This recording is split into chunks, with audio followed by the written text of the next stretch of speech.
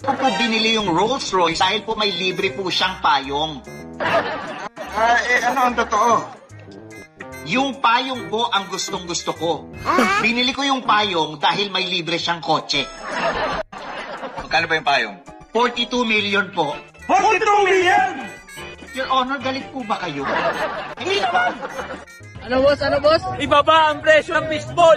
Ibaba ang presyo ng kikyam, fishball, tukneleng, kwek-kwek, calamares! Ang tingin sa amin ng mga kapitbahay namin, may tingin na grabing pakialam sa gobyerno. Wala naman ako pakialam masyado. Gusto ko lang talaga ma-interview ng media. Masama ba yun? Oo. Dahil sa fame, gusto ko lang talaga sumikat ng todo. Pag mag-awal na, huwag ka mag-alala. Ahamon ka namin! Pangulong Bongbong Marcos!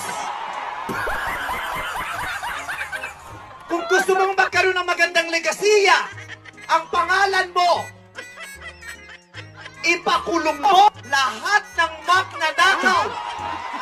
Pati si Mimi. Gulat ka. Nakatingin kami sa'yo, Pangulong Bongbong Marcos!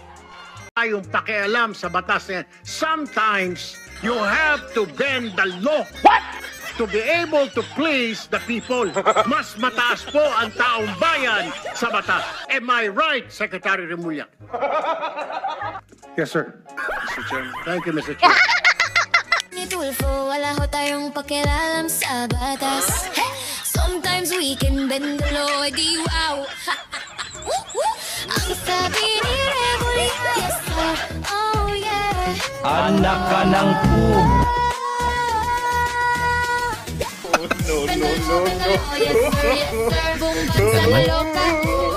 Uy!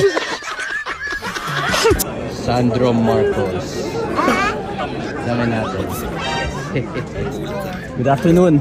Good afternoon, Kiko. Kumusta na yung kaso ni Tita Romualdez mo? Yung ano pa lang. Oh, ayaw sumagot. Ayaw sumagot. Natatakot.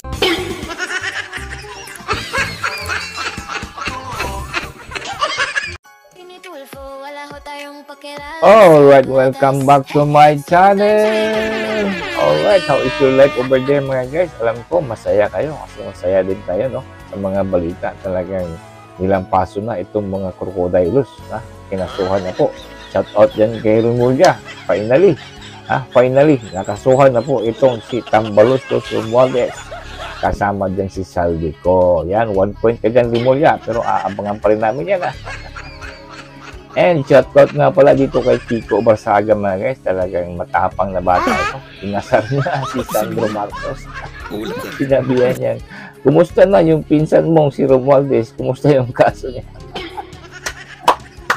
Shoutout dyan sa itong bagitong politiko, no? And special shoutout dito kay Ma'am Becca. Ma'am Becca, maraming salamat sa iyong pakulay. Shoutout po sa iyo. Finally. Meron na rin tayong pakulay. Maraming salamat, Ma'am Becca. And before tayo magpatuloy mga guys, shoutout ito kay Mr. Air Binder. Ay, si Low Binder pala. Si Low Binder na si Mr. Pag-Grandstanding Tulpo. Shoutout sa iyong ACCIS. Kasama daw ng security nitong ni Saldico. Diba? Yung witness ni Marcoleta. Naalala nyo yung sinabi niya na itong si Eric Yap ng ACCIS party list ang kasama niya pag-deliver ng pera doon kay Tambalos. Ako po, paano na yan, Erwin Tulfo? Yung isang tanong hindi mo tinanong kung party sa party list kanina. Alright, patuloy tayo mga guys, no, dito sa ating mga funny political videos at andito rin si Little Digong. Let's go, Tatay Days. Rigo Roa Duterte! Pati si Mimi. Gulat ka. Ang akong giingon sa akong pamilya, kung mamatay ko, i-cremate ko. Sunoga akong lawas, ang akong abo, iuli lang ito sa diin ko na tao, isabuwag lang sa yuta. Mura. So pag abot na ko sa impyerno, unsa pa may sunogon ay katubag na ako ni San Pedro. Kinsa ka man, ikaw dili ka kasod, daghang kag ipatay. O niya, daghang kag babae. Mga magtanaw-tanaw ko ko. Mga tao nga to, sige, ampo, duhod, mga anghel, kalupad-lupad, murag kalapate. Di, mampun nila mag-ako sa pagduol mo lupad man. Mga gwapa. Hinaw ka diyo, tatanas. Apo sa Pedro. Silip lang ko nga to sa pagtanaw na ko sa impirno to ang tanang gwapa mo digaon. Itong mga dancer ni atos nightclub, akong uyab, kanang mga bigaon, tanang gwapa nga, ang lihok, ang kumok kong ilong, ando ang ando. Ngayon ko kay San Pedro. Dili ko da. Diri ko sa impyerno. Bahala na kung masunog mi nga rin among kalag. Basta kakiyod lang ko po na white problema. Pagdating doon, nakabukas na yung gate doon sa Forbes, mapasok na lang kami. Then pag nabuhat na namin yung mga malita na ibaba na, so lalabas na kami. Wala na kaming basta may deliver lang namin yung mga basura doon sa bahay. Wala na kaming noon, Your Honor. Alin-aling bahay Yung ang 42. pinagdideliveran mo sa panig ni former Speaker Martin Romualdez? Yes, Your Honor, yung 42, yung dito sa may Forbes Park. Yun lang? Wala nang iba? Mayroon pa yung bago nakaraan doon sa 19 Nara, yung dating bahay ni Michael Yang. Sa pagkakatanda mo, mayroon pang ibang lugar na kung saan nagde-deliver kayo? Sa Aguado, dyan sa Malacanang. Po sa may project namin na dun po sa July 2024, nag-resign ako sa Department of Education. Ano yung isang rason sa sinabi ko?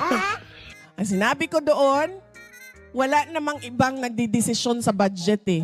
Si Martin Romualdez lang at si Zaldico. Diba? Nung nagsalita ako ng ganon, hindi sila sumagot. Hindi nila dininay. Ang sinabi lang ni Zaldico, Shiminet siya dyan. Shiminet ka, hindi ka makauwi ng Pilipinas dahil lilitsyonin ka dito. Ay doon pala. Kita mo ba yung mga pera na yan? Yan, mga nakagoma na to. Nakikita mo yan? Pati dito sa basurahan, meron. Nakikita mo yan? Ganda naman. Yan. Hindi ko rin alam yan kung kanino yan eh. Kami, no? Magandang araw, Malacanang Press Corps. Kahit sino pa kayo, basta sangkot kayo, mananagot kayo. Yan ang nais ng Pangulo. Nakikita na ang unti-unting pamumunga. Eric Yap, CIS Party List, Legislative Caretaker of Benguet, alleged rigging of bid through his agent, exerting influence in choosing his district engineer to be able to control the awarding of projects in the district assigned to him. Intervene in investigation against si Ricardo. Lumabas na naman ang pangalan. Si babae ito, Ricardo, by calling up Commissioner Greco and requesting him to drop the case against District Engineer Ricardo. Alam mo, by just mere calling, that simple call can send you to jail. Ano yan eh? Punishable by Republic Act 1319. Wala ho tayong pakialam sa batas. Sometimes we have to bend the law. Yes, sir. Tayo ang gumawa ng batas. Ngayon, gusto nyo itong labagin? Tagbo, Secretary Moy. Yes, sir. Yes, sir. Mag-resign ka na, Mr. Erwin Tulfo. Dahil mismo nakakahiya ka. Ikaw lang yata ang senador sa makasaysayan natin na gumagawa ng batas o mambabatas na hindi marunong sumunod sa batas. So paano pala yung Mr. Tulfo kung sasabihin ng taong bayan, sige, huwag mo na kami magbayad ng tax. Total, hindi pa naman ninyo naayos po dyan, di ba? Hindi mo na kami magbabayad ng tax dahil hindi kayo naging maayos dyan. Okay lang ba yan? Di ba? Yan ang problema sa inyo. Kasi pag ordinaryong mamaya na kagaya namin, pag nagkamali, batas agad, uusig agad, bibigyan agad ng hustisya. Pero pag ikaw, kayo, na nasa posisyon, nasa kapangyarihan, lahat na lang pwede niyong gagawin. Tapos sa gagamitin nyo, sasandal kayo sa taong bayan. Tama ba yan, Mr. Tulfo? Mag-resign ka na lang siguro. Total, hindi mo naman talaga alam eh. Kung ano nga pinagsasabi mo, dinadaan-daan mo lang sa English mo. Lakas pa ng boses mo, ang laki-laki ng boses mo dyan. Nakala mo naman, daig mo pa presidente. Kung makapagduro-duro ka, makapagsalita ka. Akala mo naman, tauhan mo. Di ba public servant ka, Mr. Tulfo? Nakalimutan mo yon? Pinapasahuran ka rin namin. Ayusin mo rin trabaho mo. At wag na wag mong gagamitin ang taong bayan sa personal na interes mo. At walang basehan mga akusasyon sa akin ni Bryce Hernandez. Hindi ako papayag na makaladkad ang aking pangalan sa mga pahayag na katang-isip. Noong Senador Marcoleta, safe na ba talaga si Jinggoy? Anak ka ng po! Palagay ko, pinaka-safe na sagot yan ay abangan ang susunod na kapangyarihan. Nako, Jinggoy Estrada. Naku po mga guys, grabe ang mga kaganapan, ano? Daming nasabit mga guys. Una, Chis Escudero, itong si Binay Bong Revilla, si Jinggoy Estrada, si Villanueva, pero it all remains to be seen dahil ito po mukhang pinilit lang itong mga testimonya eh. Kaduda-duda, bakit walang mga congressman? Bakit si Saldico lang at saka si Tambaloslos? Paano yung mga congressman na ang daming sinabit na itong mga diskaya? Yun po, maganda rin tingnan ninyo, Mr. Secretary. Oy, si Rimulya, itong walang katulad ng kapal na mukha si Rimulya. Sana makarinig din kami na talagang mabanggit niyo rin yung mga nabanggit ng mga kontraktor, lalo na dito sa Diskaya. Di ba? Ang dami pong mga congressman na involved. Di ba? Kasi itong puro lang kayo sa Senado, nakakapagluga talaga. Ito si Bongbong Bangag. Nako po, Master Marcos. Nako, ito ang abangan natin mga guys, no? Yung mga susunod na kabanata.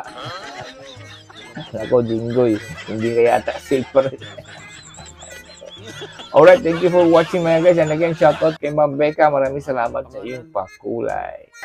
Kung ako'y papipiliin mo, kung mag-teacher o mag-engineer, mas gusto kong maging engineer, lalo na kung sa DPWH ma-assign. Ang teacher magle-lesson plan pa, ang engineer ay kupura na lang. Mas gusto kong maging engineer, lalo na kung ang posisyon ay district engineer.